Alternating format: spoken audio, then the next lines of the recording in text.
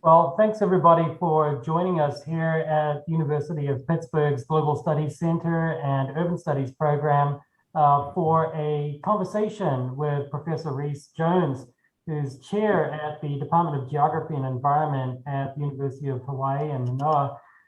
He's a 2021 Guggenheim Fellow and the author of a couple of award-winning books, Violent Borders and Border Walls, and Keeping with the Border Motif.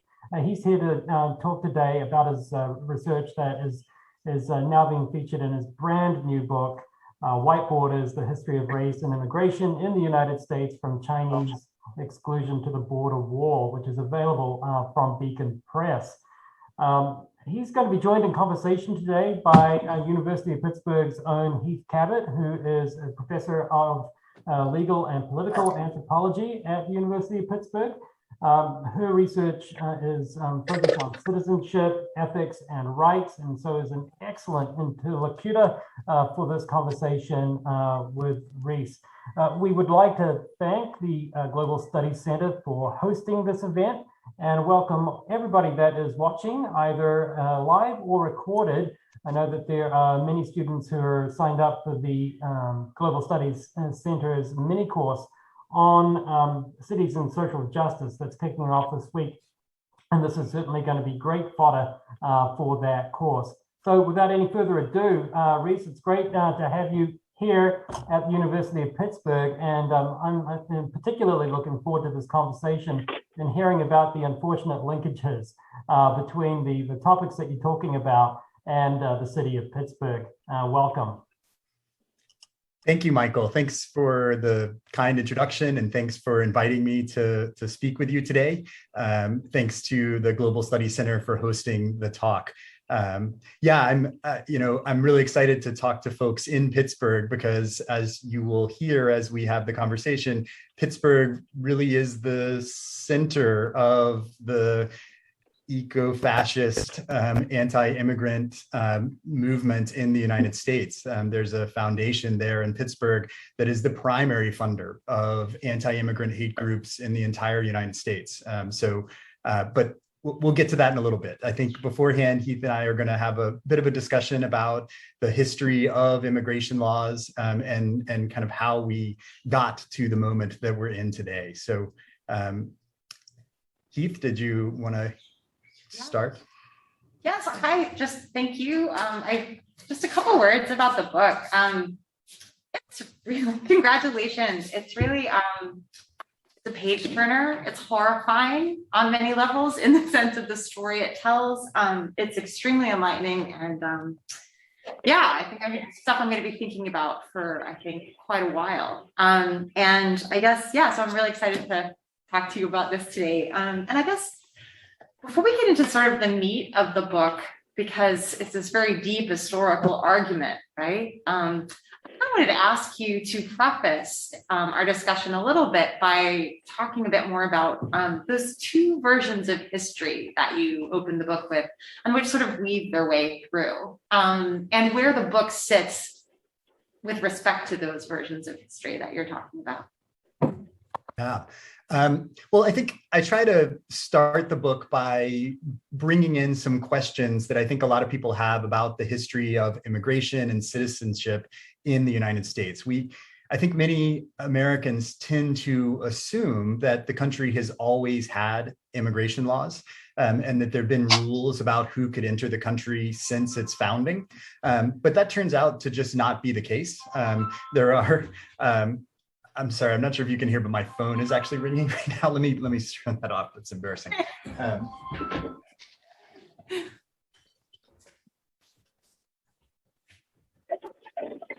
Probably should have done that beforehand, but no one ever calls me. So that, of course, that's the exact moment that it happens.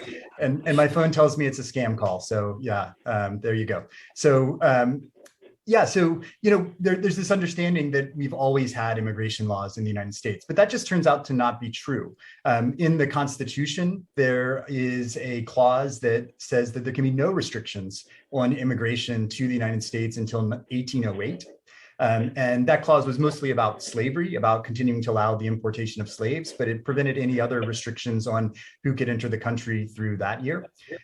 Even after that, there were laws about, there weren't any federal laws about who could enter the country, but individual states did start to put in place their own rules about who could immigrate to the US.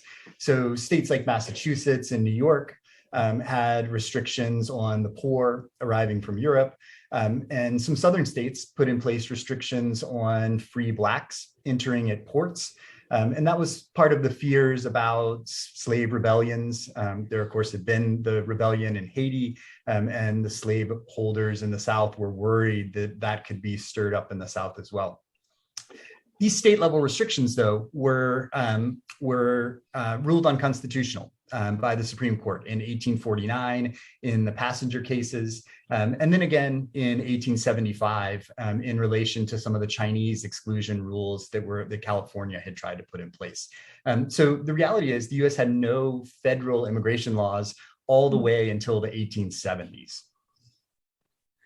So, I mean, was there a particular point or was there a particular issue that motivated the instantiation of immigration laws in this sort of patchwork way? Can you tell us a little bit more about that? Yeah. So the reason the US first started to have some immigration laws in the 1870s was the arrival of Chinese immigrants. But to understand, I think, the background of that, we have to also think about who could become a citizen in the United States. So while the US had no federal immigration laws until 1875, it did have rules about who could become a citizen. And that was in place from 1790, from the first Naturalization Act that the US Congress passed. And that act limited citizenship to free white persons. So that remained in place through the Civil War. And then in the aftermath of the Civil War, I think that there's this key moment where there is a dispute around exactly who should be allowed to be a member of the country, right? So after the Civil War, there's Black citizenship. By 1870, people of African descent are included in the naturalization law, but free white person remains in there as well. That phrase remains in the immigration law well into the 20th century.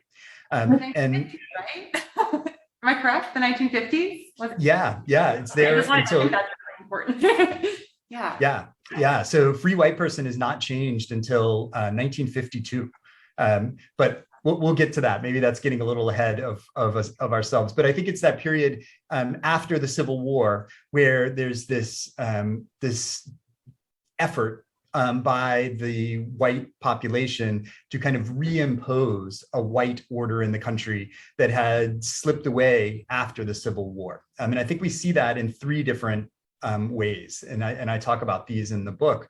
The first is through violence. So it's after the Civil War and after the Reconstruction period where Jim Crow laws are put back in place. There's the KKK using violence to keep a white supremacist order, and segregation as well, right? So there's the effort to kind of reimpose that white supremacy through violence within the country. So Black people are citizens in name, but don't have the rights that a white citizen has during that era.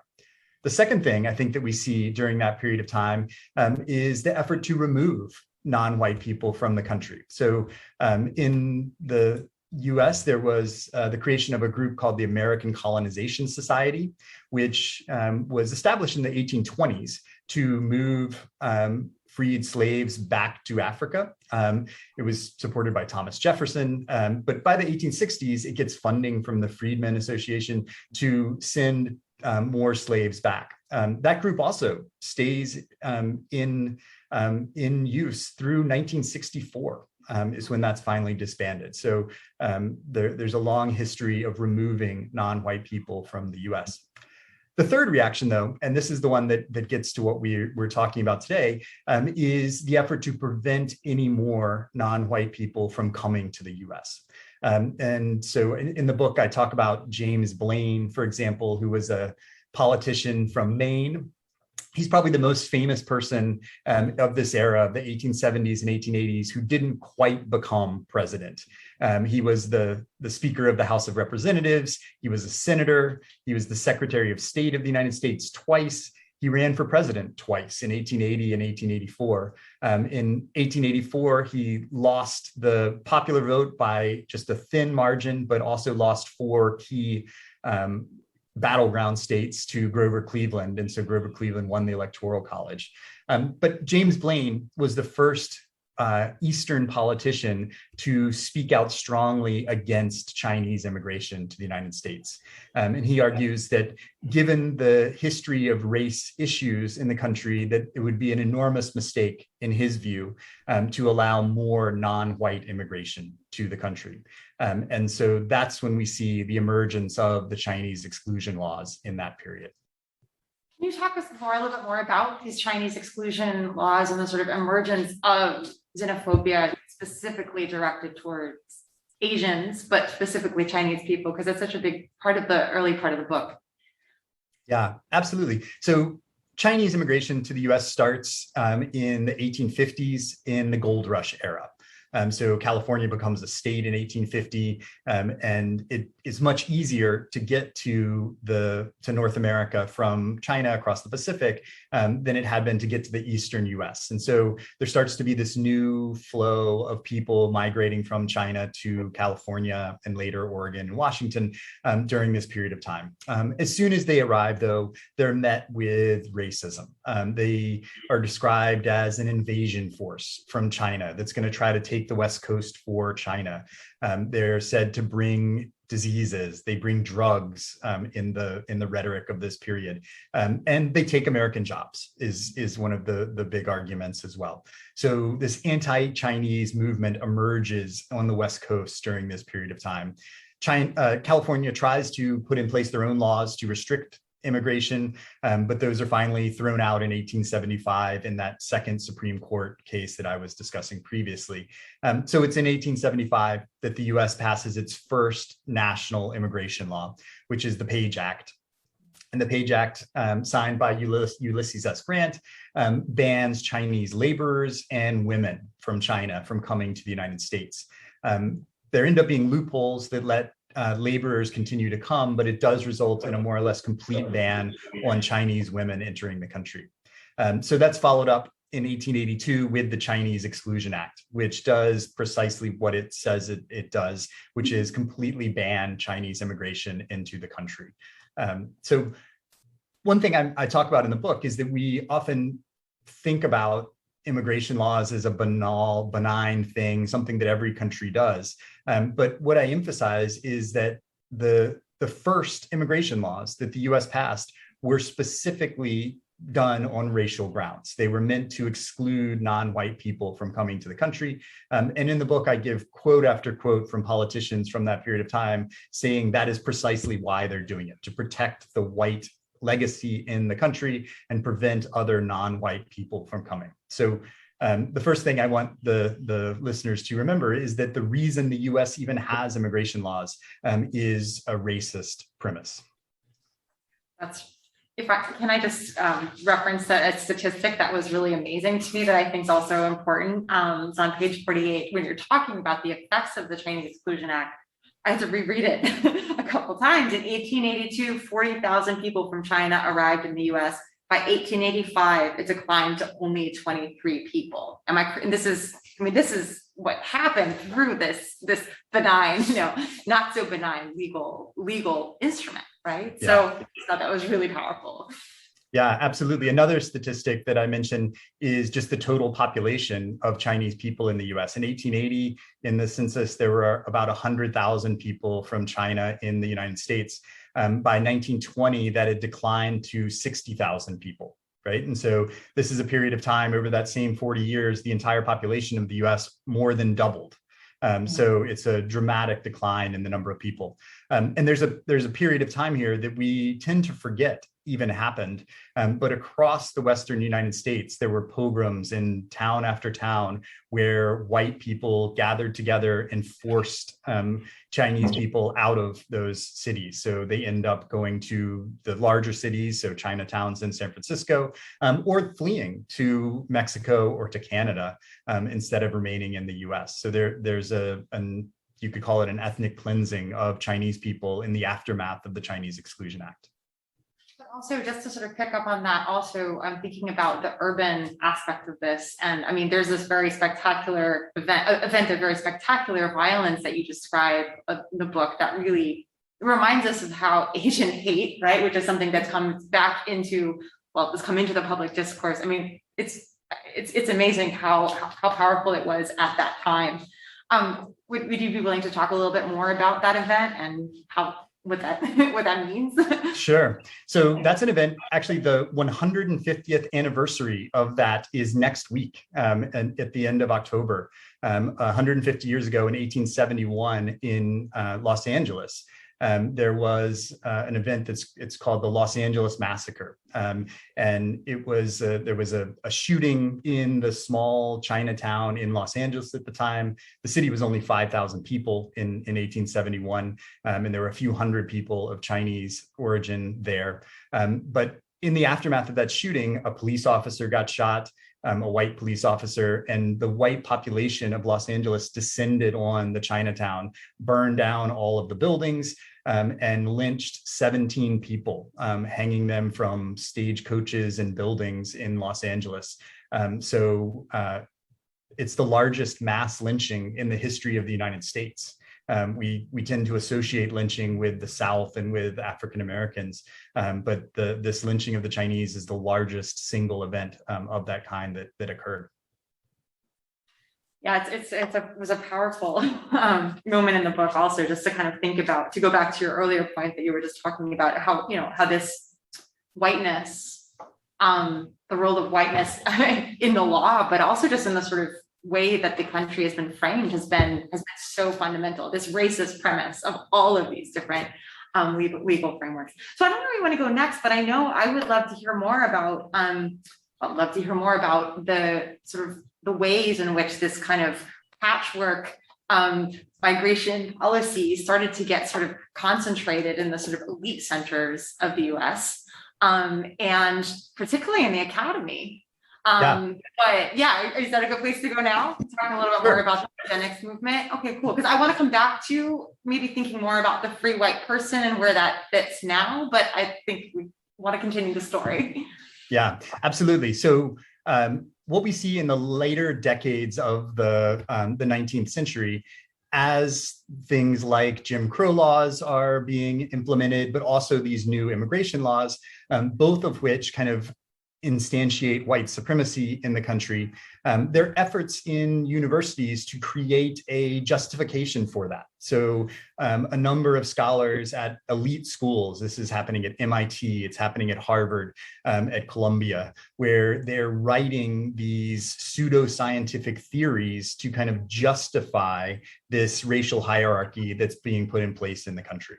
And so the idea is, in this period, we associate it with the term eugenics today, which is that there's this genetic superiority to white people. But it's not just all white people. In these theories that they're writing at the time, it's specifically Anglo-Saxon white people, it's Nordic white people, it's the people who were the early settlers of the United States. And so in this theorization, they create these hierarchies where the Nordic is at the very top, and then there are Central Europeans and Southern Europeans kind of in the middle, and then well below that are Asian and African people. So it's a way to provide a justification for these exclusions that were happening during that period. How was whiteness understood during that period, and how has it changed over time? What do you say? Yeah, so free white person, as you mentioned before, stays in naturalization law in the US all the way until 1952. But it's not until the beginning of the 20th century that there starts to be any legal cases that question exactly what that means. And in the book, I talk about a number of these where people from different parts of the world apply for citizenship in the United States and have it rejected. And so then they take their claim to the court arguing that, no, I'm white and I should count as a free white person under this law. And the lower courts are all over the place because the definitions are not clear, right? They're in one court, people from Armenia are white. In another court, they're not. In one court, people from South Asia are white. In another court, they're not. So eventually these cases reach the Supreme Court in the 1920s. So it's in 1922 and 1923 when the Supreme Court finally adjudicates on what free white person means. So the first case is Takao Ozawa, who is a man from Japan who came to the US to go to the University of California at Berkeley. And then he moved to Honolulu, which was a territory at the time.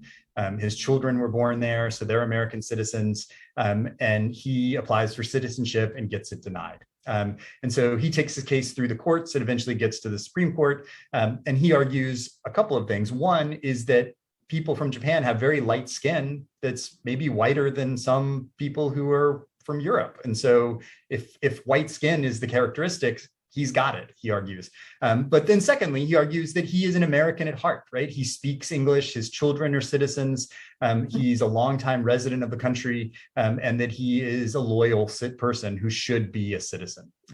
But the Supreme Court rules, as you can probably guess, that no, he is not a white person. And it cites the term Caucasian and the history of that term.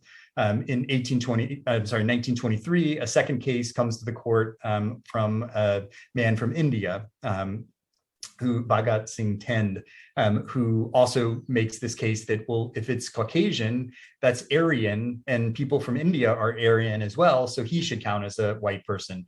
But the court rules in 1923 that no, free white person means someone with white skin from Europe. As commonly understood by people in the US. And so it's after 1923 that it's a very narrow definition of exactly who counts as white. Interesting. It's interesting to read this. I'm an anthropology teacher, and I've been teaching introduction to cultural anthropology. In the past 3 weeks, we've been talking explicitly about whiteness, and just sort of, it's kind of amazing how these ideas just persist in the popular consciousness, and it's such a power. Anyway, just a commentary. I wanted to ask a little bit more. There's something about these legal cases that sort of show, or they establish that whiteness is not just skin deep, right? It becomes linked to this kind of culturalist aspect. It becomes linked to something maybe that you can't see, something that's in you, and you've got the emerging sort of genetic science going on. Anyway, there was a question in there. I wanted to ask you a little bit more about sort of because I think you make this point that a lot of the sort of the science that's starting to get leveraged by people like my distant ancestor, Henry Cabot Lodge, right? Oh. To put that out there. Right, to make really incredibly violent and exclusionary policies, right?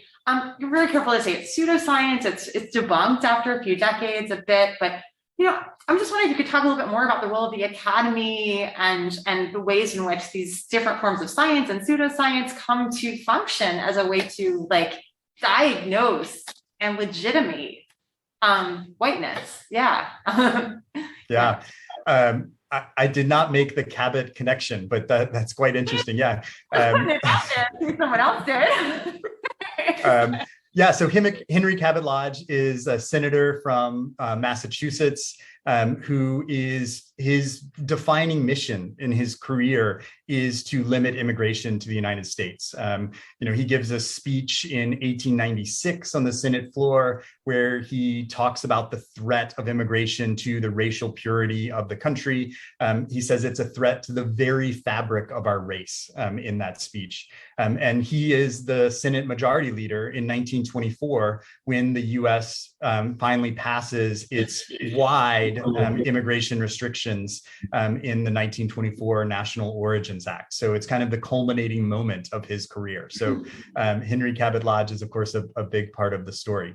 But he's connected with many of these other people at these elite institutions in the Northeast. He gets a PhD on Anglo-Saxon law, right, which is really a justification of the racial superiority of the Anglo-Saxon for his dissertation. It's the first dissertation in political science that Harvard grants, is based on that notion. Probably can I just throw, probably the most important book though of this era is a book called The Passing of the Great Race. And I think this will stitch together what we're talking about. It's published in 1916 by a man named Madison Grant. And this is where we start to see the connections between environmentalism and white supremacy. And that's what's going to really take us to Pittsburgh in the coming minutes when we're talking about this. But the Madison Grant is someone who is interested in protected areas for animals across the West. So he's instrumental in setting up protected areas for the American bison. He realized that for these endangered species to survive, they need boundaries around them to protect them.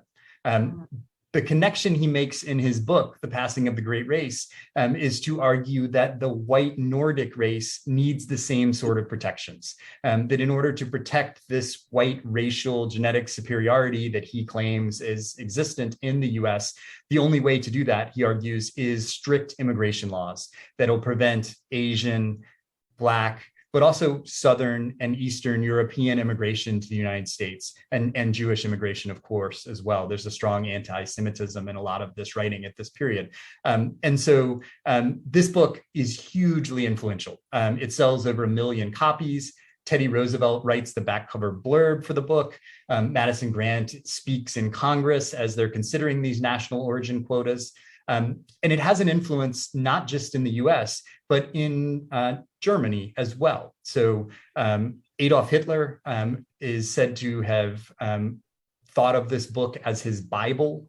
He was said to have written a letter to Madison Grant that said that. But what's known for sure is that a copy of The Passing of the Great Race was in Hitler's bunker at the end of World War II when he committed suicide. So it's a direct connection between this eugenicism in the US and the taking that idea to its fullest extent as the Nazis did in Germany. Yeah, that sort of global way in which these anyway, white supremacy actually functions. Okay, so tell us more about how race and racism and race violence, violent forms of exclusion get harnessed to the burgeoning environmental movement. We've got the emergence of the national parks. We got Teddy Roosevelt. We got people like gifting, like land, all sorts of things. We're starting to preserve the wilderness. People are going out to have fun in it, recreate. Okay, and it's always a little bit counterintuitive, I think. And there's an underlying story in the book, I think, if I may, that's really fascinating to me, which is this sort of complicated ways in which political agendas can inform each other to do all sorts of work that we may not really be aware of. But yeah, how did this happen? How did environmentalism get tied to race science? Yeah. So I think that we're going to jump ahead a little bit. So maybe we'll just real quick say that. So in 1924, this national origins law gets passed, which is very restrictive about who can enter the US. That remains in place until 1965. After World War II, after the Holocaust and the kind of repudiation of eugenics thought and the rise of the civil rights movement in the US, some of these racist aspects of immigration law start to be undone. So in 1952, that term free white person is finally removed from the citizenship law. And then in 1965, those national origin quotas are changed and a new Immigration Act is put in place at that time. That new law, though, ends up allowing more immigration to the US than it had been expected to. The idea in 1965 was to get rid of the racist parts, but to continue to maintain limits on immigration. Because of the provisions that are in it, it ends up allowing more immigration to the US. And so it's the period after that we start to see the rise of the modern anti-immigrant movement in the US.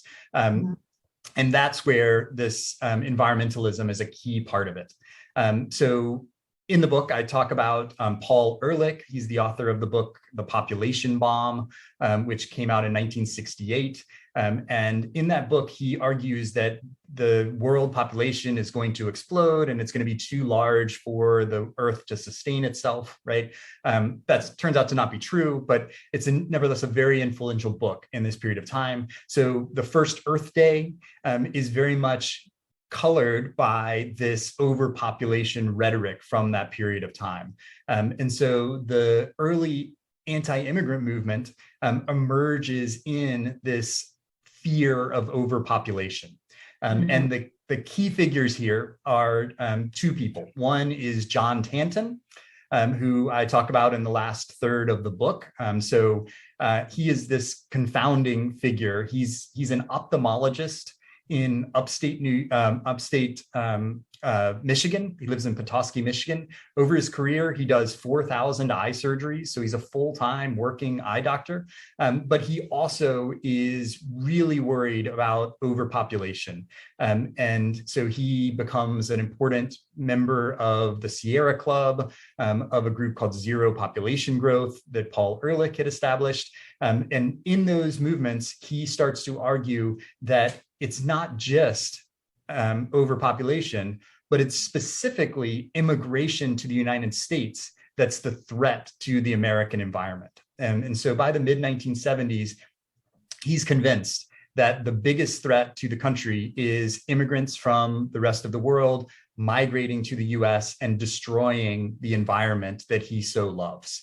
And so he sets off on this quest from the 1970s through, he passed away in 2019, in order to establish an anti-immigrant movement in the US in order to create new restrictions on immigration.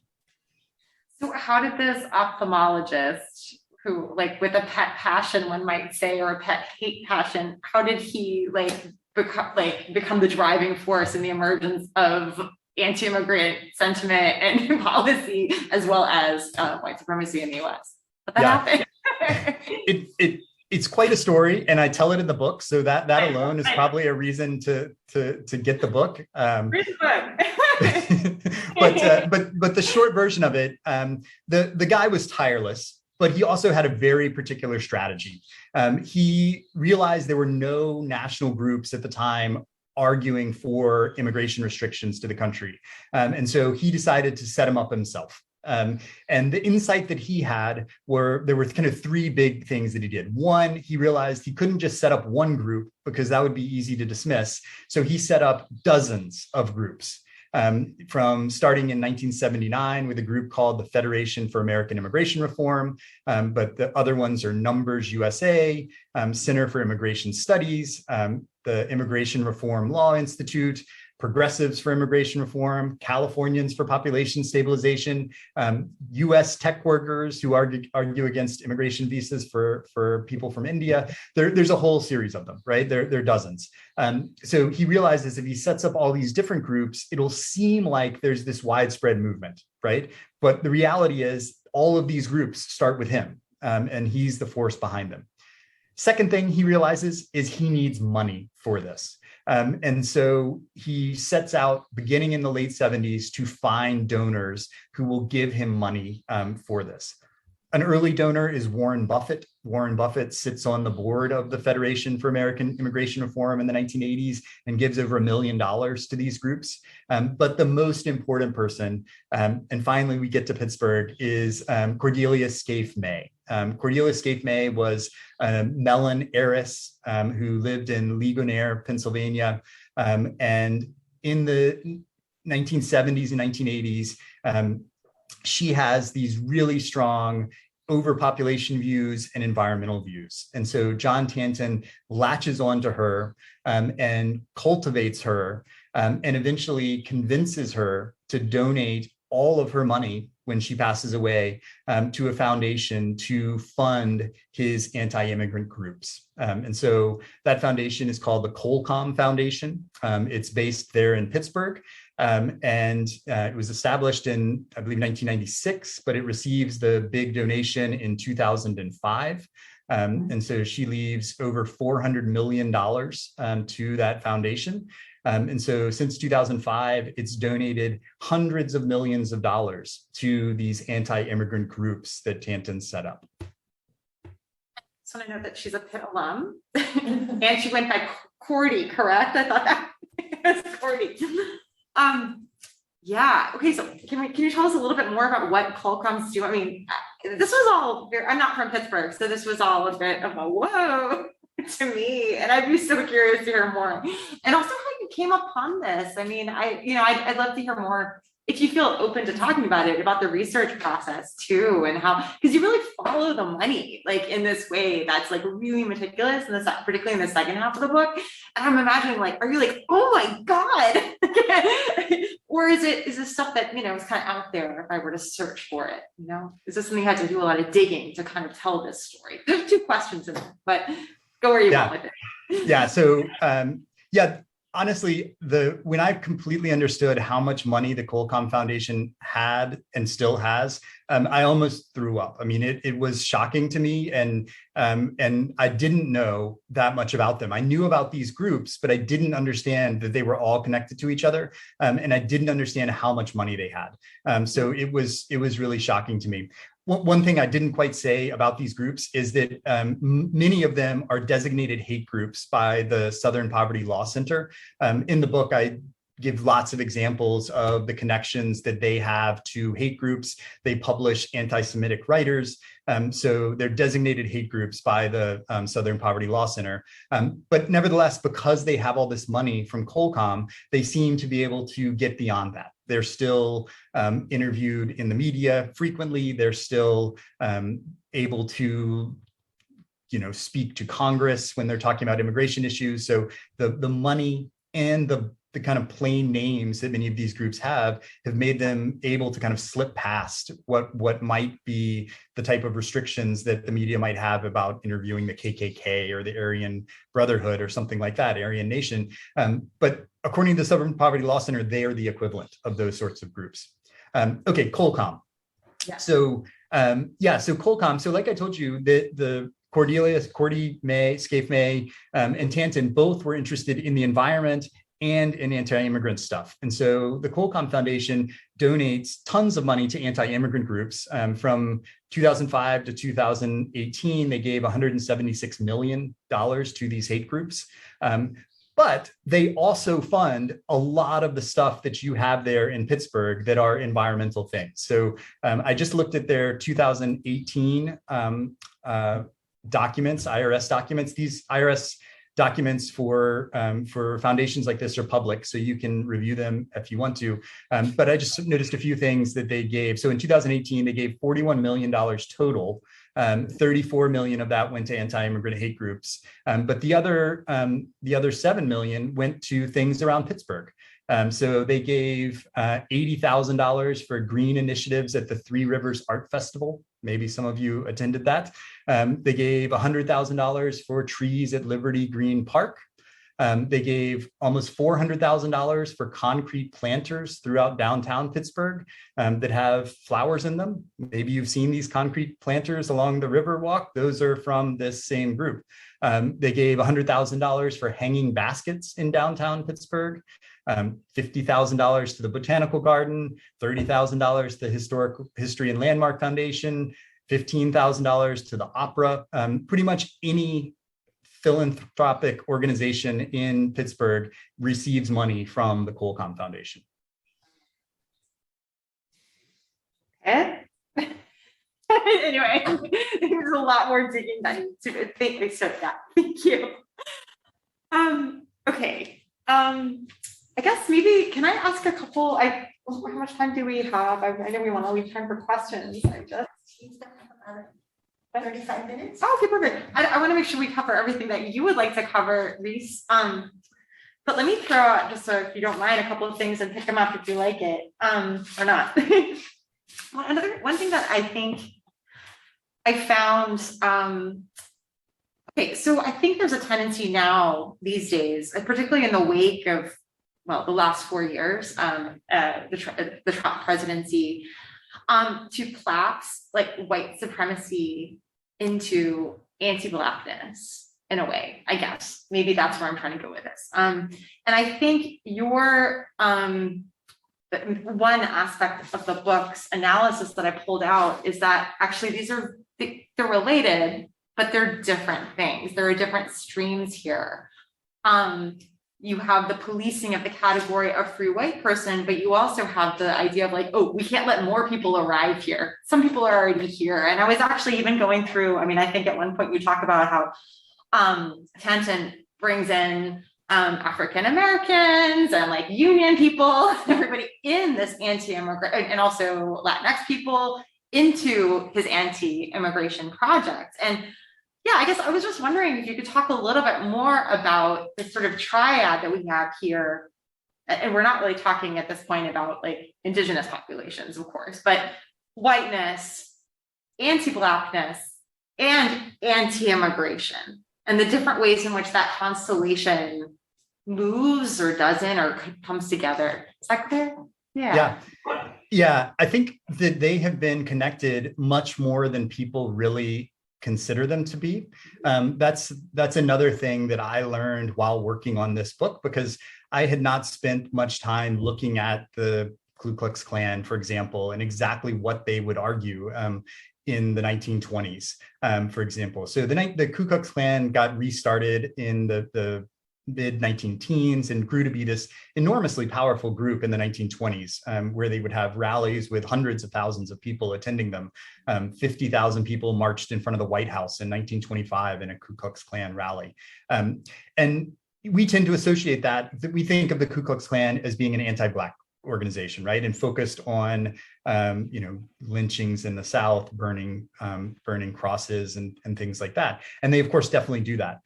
But they are also very much an anti-immigrant group. In the 1920s, much of their language was about the dangers of immigrants. Their slogan in the 1920s was 100% Americanism, right? Because they didn't want people from other parts of the world coming into the country. And I think that's continued through the present day, that a lot of the white supremacist views in the book, for example, I start the book at the Unite the Right rally in Charlottesville, right? And I think when that rally was discussed, it was presented as a white supremacist rally, right? And as a place where extremist views were expressed. But if you look at what they were actually saying, they're really saying anti-immigrant things at that event, right? One of the chants was, "You will not replace us," right? That is a reference to the Great Replacement theory, right? Which is a theory that immigrants are going to enter the country and take over, right? So another chant at that rally was "One people, one nation, end to immigration," right? So really kind of the driving force of a lot of white supremacist thought today is anti-immigrant thought, right? Which I think we tend to overlook that. So one of the things that I'm trying to do in this book is to move the way that we think about immigration and reframe it as something that really has been about race since the beginning, right? I mean, as I talk about in the book, the first immigration laws were about racial exclusion, and each law that followed that continued in that same mode of excluding racial groups who come to the US. There was the Gentleman's Agreement in 1907 that banned Japanese immigration. In 1917, the US banned all Asian immigration. In 1924, all Asian immigration is still banned, but there are these quotas on everywhere else except for Western Europe. So there's this constant effort to engineer the race of the population through immigration restrictions. I think the flip side of that coin are the efforts to deport people, right? So another thing people often assume is that the US has always had a border patrol. But it has not, right? And if you stop and think about it, it actually really makes sense, because for much of the history of the US was expanding its borders, right? As you mentioned, Native American and indigenous populations, the US was expanding out into other places, displacing people from those areas to take over those places. So it's not until the US starts to put in place these rules about immigration that it has any border officials at all. Right. So the first people to ride along border areas to check immigration documents were called mounted Chinese inspectors. So their job was to inspect people's documents who looked like they were Chinese to see whether they could stay in the country. The Border Patrol wasn't established until 1924, 2 days after that national origins quotas were put in place. So the purpose of the Border Patrol was to enforce eugenics-based rules about who could enter the United States. And they continue to do that through the present day. The Border Patrol, from its start, has used racial profiling to do its work. And in the 1970s, the Supreme Court considered whether they could use racial profiling and approved it. So the Border Patrol can legally racial profile people to decide who they want to exclude from the country. And I think even the most recent incident of the Haitian families that arrived at the border demonstrates that very quick racial reaction to non-white people showing up at the border, right? I mean, this is 15,000 people and 3/4 of them were removed within a week back to Haiti without even considering their asylum claim. So this is not something that's just in the past, right? It continues right through the present day. So the goal of the book is to force us to think about immigration in these racialized terms. I just want to make one point, and then I'm going to ask you a final question, and probably we want to go to questions from the audience. Yeah. I think to go back to the two versions of history. I mean, I think one of the sort of undercurrents that I pulled out of the book is that, everyone talks about, open borders, free movement of people.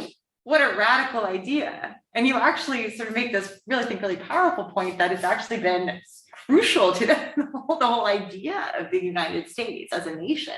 And so there is a kind of invitation to think beyond nations and borders as always working together. I mean, not always working together, but always being sort of somehow instantiated through their borders, which is a really interesting argument as well, or undercurrent. I hope I pulled the right thing out of there. But I guess, sort of trying to end up where you ended up, I'm wondering how we can take your findings here and go forward. There's a lot of powerful implications through the analysis, but, if we're trying to think about how to bring things into practice, either at the personal level in terms of the engagement, the things that we do in our everyday lives, but also thinking more on the macro political scale. I mean, what are some of the implications you think you would like people to read the book and maybe change how we approach certain things? Yeah. Yeah, definitely. I think Michael kind of mentioned when he was introducing me that I've written several books before this, and some of the things you're hinting at there are part of the key arguments of those books, right? So I have a book called Violent Borders, which came before this one, which looks at why countries have borders generally and looks at it at much more of a global scale and thinks about why there's so much violence at borders today. Why are borders places where so many migrants are dying? Why are there heavily armed agents at these places? Why are these walls going up? Because these things are new, right? If you look at a border anywhere in the world 50 years ago, you're not going to find a border wall, right? The 3/4 of the border walls that exist today were built in the last 15 years, right? So in that book, I try to think about why is that happening and why is there this increase in violence at borders? And the argument that I come to in that book is that it's about protecting privileges, right? That there are economic privileges that have accrued in wealthy nations, and that borders have become the place to protect those privileges. So in this book, I extend that argument by thinking about it in these racial terms as well. So it's not just economic privileges that are protected at borders, but there's also these racialized notions of in and out, of who belongs and who doesn't. And borders become the place where the boundaries between these categories are materialized, are brought into being. And so they're where the contestation of who belongs and who doesn't happens, right? It's a violent thing, right? I mean, the entire premise of a border is violence, right? A border is a place where one group of people say, this land is ours, and we control the resources and the people and the land here. And if you want to come into that, we are going to use violence against you, right? So it is a violent act to draw a border. And what we're seeing today is the implications of that, that if you really do mean that you are going to exclude at that space, then it has to be carried out through this violence that we see. And we're seeing that happening around the world, not just in the US. Do you have any sort of final ideas for ways forward in terms of implications, what we should do about this? Are you to tear down the borders? I mean, yeah, I think you can think about a world where free movement is the only reasonable response to these border restrictions that are premised on white supremacy and have such a violent implication on other people's lives, right? I mean, I think the only moral way to look at that is to say that we should not do that anymore, right? That we should allow people to move freely across the space of the earth.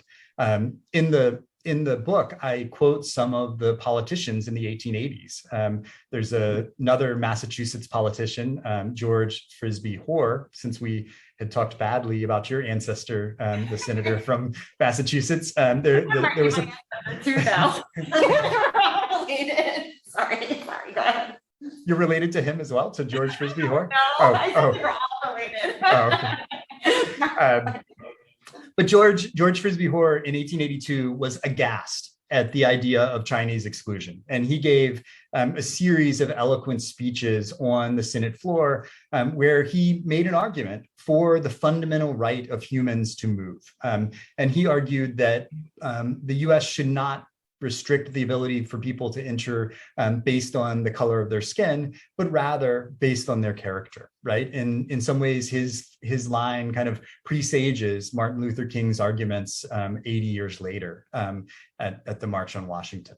So there was a widespread view in this period of time. It lost the argument in 1882, but it was certainly made then that free movement was a fundamental right of humans. Well, thank you so much, Reece. I think we should probably turn it over to the audience. Really appreciate you entertaining my questions.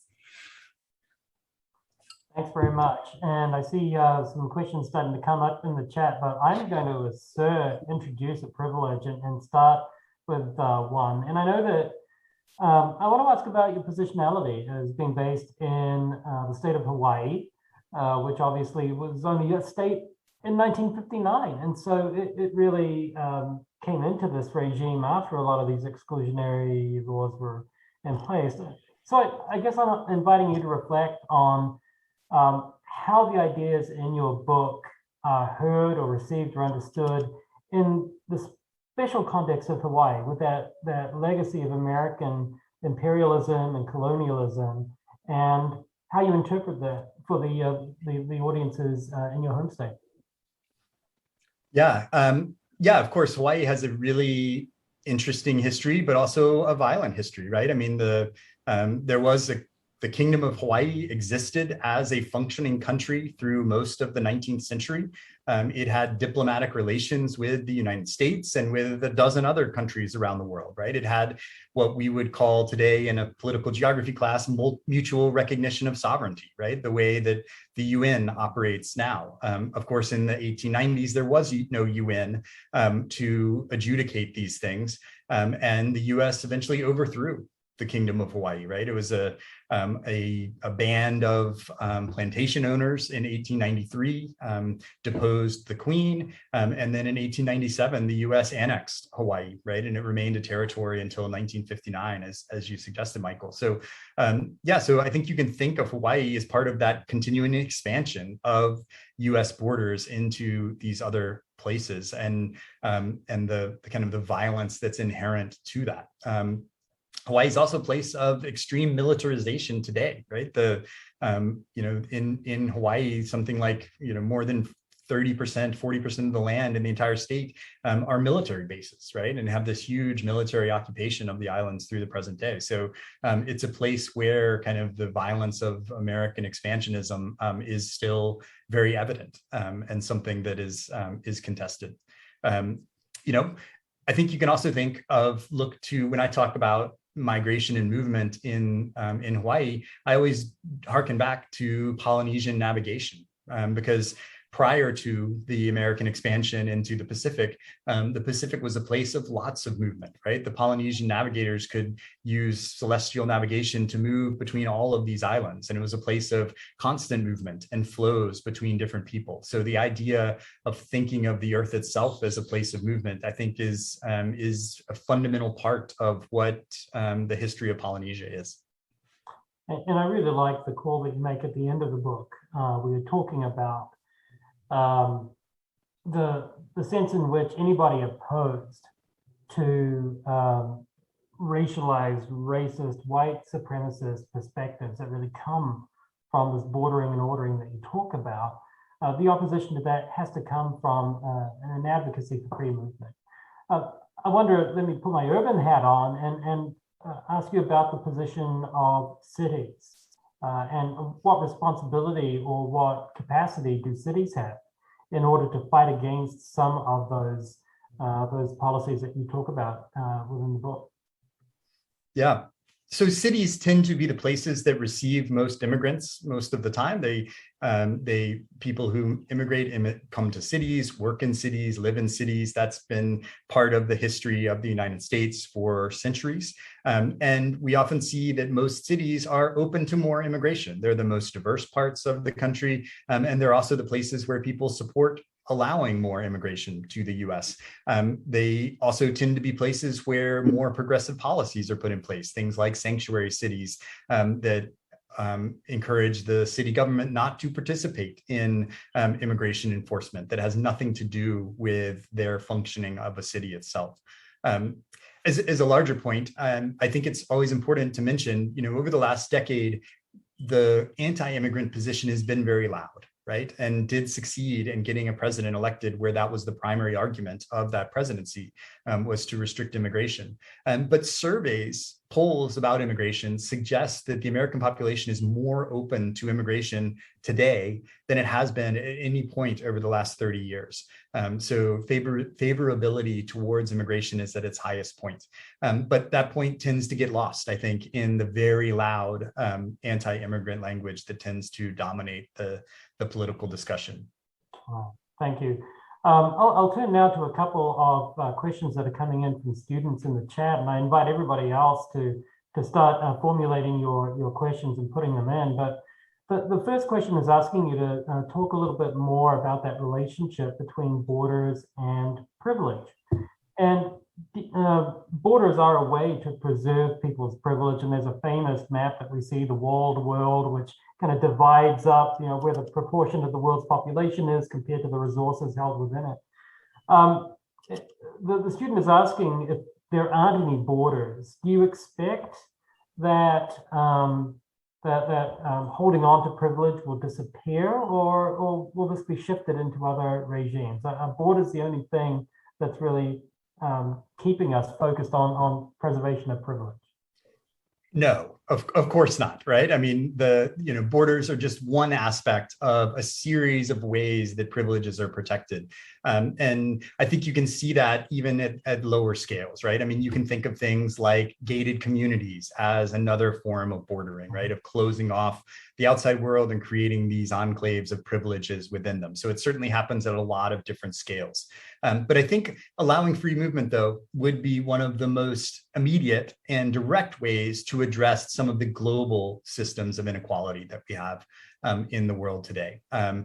Because that ability to prevent the movement of other people creates the pools of low-wage labor that fuel the expansion of corporations to moving factories all over the world. But it also undermines the wages of workers in places like Pennsylvania, because when corporations can move to these places that have these artificially low wages because of border restrictions, it means that workers in Pennsylvania lose their jobs too, or they lose the benefits that they used to have in those places. So border restrictions harm workers at both ends of that relationship, for sure. Thank you. One thing, just to add one more thought to that, people, when they ask about open borders, they talk about it, how there will be this like mass movement of people and that it would be completely transformative. And I encourage people just to think about the United States right now, right? The United States has open borders between the different states. So, I live in Hawaii. I pay taxes in Hawaii. I follow the rules in Hawaii. We have much more strict COVID laws, for example, COVID rules here. Our football stadium has been empty for all of our college football games this fall.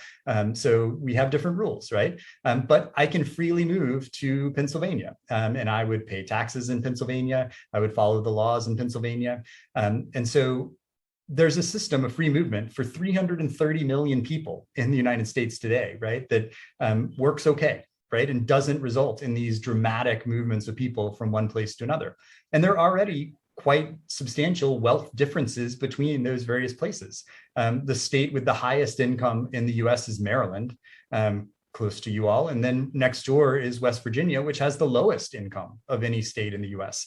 But that doesn't mean that the entire state of West Virginia has moved to Maryland, right? So, and I think you can think about the same thing at a global scale. If we had much more free movement, of course, more people would move. But I don't think that it would be the absolutely transformative thing that a lot of people imagine it would be. I think that's a really great point that you're raising there. I want to move on to another student question, and they're asking, apart from Anglo-Saxons, who were the main supporters of anti-immigration groups in the United States over time? And among the anti-immigrant groups, what can you say about their economic status? What are some of the demographic signifiers of these anti-immigrant personalities? Yeah. So that's going to be different in different eras, but maybe we can just talk about the 19 teens and 20s, which we were talking about before, kind of in the lead up to that 1924 immigration law that is extremely restrictive. And it's a coalition from a lot of different groups that come together. On the one hand, there's the Henry Cabot Lodge elites of Boston who are worried about the masses and worried about the racial characteristics of the country. At the same time, they're West Coast politicians and leaders. In the book, I tell the story of V.S. McClatchy, who is the president of the Associated Press. And he was a virulent anti-Asian activist, right? And he was worried about Asian immigration to the West Coast. In the South and the Midwest, the KKK was ascendant at this time, which was a white Protestant group and was worried about Catholic immigration. And there were also labor unions in the 19 teens that were worried about immigration as well, thinking that workers could take white American jobs. And so in that period of time, it really did span across a lot of different groups. Thank you. And I wonder if we can bring you back to Pittsburgh a little bit more. And I just feel a great sense of implication into the story that you're telling.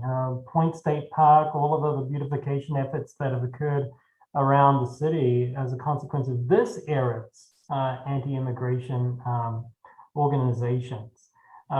What should we as consumers of the city do when presented with the facts that you lay out in the book about the greenwashing that's occurring here, thanks to our own native Colcom Corporation? Yeah.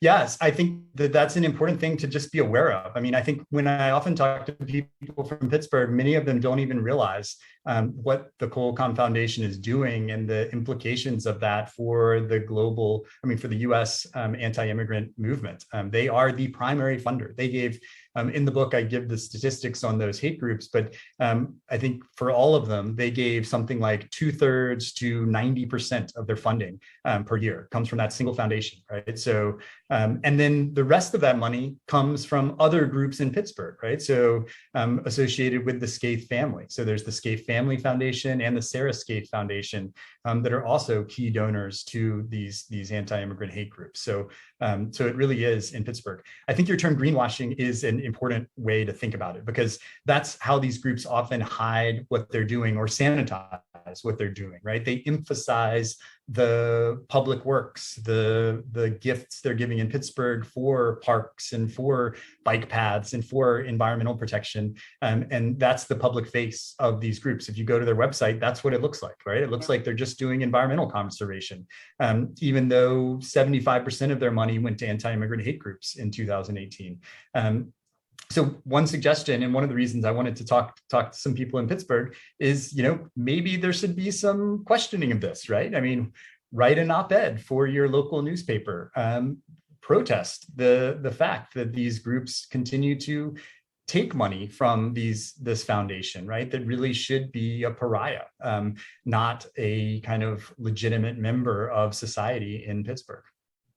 And I know there have been some conversations around the University of Pittsburgh with the naming of particular halls, the School of Medicine at Scaife Hall. to evaluate whether there is direct funding as a consequence of these declared hate groups. But those are great points that are actionable as well. We have one question here from a faculty member. I wonder how the process of whiteness works. I'm thinking, for instance, of Italo-Americans who were not white at all in the 20s, and then they are today, this evolution of whitening and the redefinition of ethnicity. Would you care to say more about that and how that plays out in the book? Yeah, so I should preface it by saying that I'm not an expert on the kind of the different definitions of whiteness over different periods of time, and in the sense of how Italian Americans and Irish Americans get incorporated into that. In my work, I'm more focused on who's being excluded from it, right? And how that works. But I think what we see is those are other examples of how these concepts are fluid, right? They're not based on any reality, right? There is no fundamental genetic basis to race that draws these lines of who's inside and outside of these things, right? These are human ideas, right? These are ways that humans have decided to organize the world around us and exclude people based on these categorizations, right? It's no more legitimate than having rules based on eye color or something like that, right? So they're just a set of human ideas, and so because of that, they're mutable. Right? They change, they evolve over time. And I would suggest that in the future, we can continue to evolve in the way that we think about these things and hopefully start to leave them behind. Thank you. I want to turn it back to Heath for a question before we give you some final thoughts before we close out what's been a tremendous session. Thanks so much, Reece. Thank you. Listen, while you were talking about what we were talking a bit about consuming the city and being more educated consumers, let's say, there was something that I hope to touch on that we didn't have a chance to, and this is Planned Parenthood, gender. I'm wondering if you could just say a little bit about how this gets tied to anti-immigration processes and what do we do with that knowledge? Yeah. I mean, Margaret Sanger, who is the founder of Planned Parenthood, was an advocate of eugenics, right? She was operating in the same circles of the eugenicists that we've already talked about today. And I think just a few months ago, Planned Parenthood disavowed Margaret Sanger, right? And no longer emphasizes her role in the foundations of that group. So it's, I think one thing we have to think about, though, is, and this is no defense of these people in this era, but the reality was in the 19-teens, eugenics views were widespread, right? This is not a fringe thing, right? This is something that pretty much every American supports at that time, or the way that they think about these things, right? It was, these are not fringe figures in that moment, right? This is a mainstream way of framing things. So I think if you look at any prominent figure from the 1890s to 1920,